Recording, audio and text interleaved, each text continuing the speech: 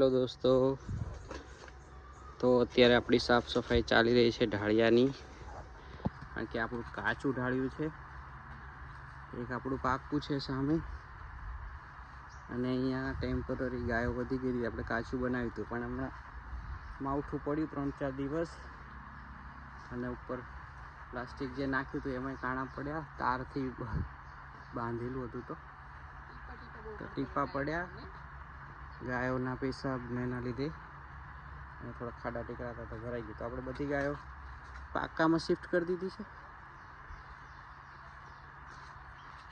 અને તમે બધા જાણો છો એમ એક જગ્યા ખાલી થઈ છે. આપણો વાલો વનરાજ જતો રહ્યો છે ધામમાં, બધા ત્યાં જતા રહ્યા છે, કે વનરાજને આપણે 2 ગાયોની જગ્યા રોકતો હતો એટલી જગ્યામાં રાખતા હતા, એની આસપાસ કોઈના નહોતા રાખતા, કારણ કે ભૂલથી કોઈનો પગ એના ઉપર આવી જાય.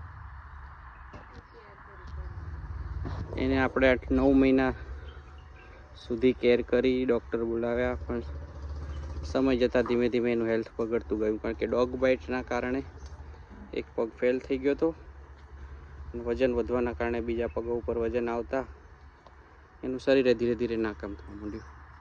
છેલ્લા 15-20 દિવસમાં જ એને ઊભા થવાનું મૂકી દીધું, ત્યાં સુધી તો હરતો ફરતો હતો. હવે આ સાફ સફાઈ પૂરી થાય પછી આગળનું કામ કરીશું.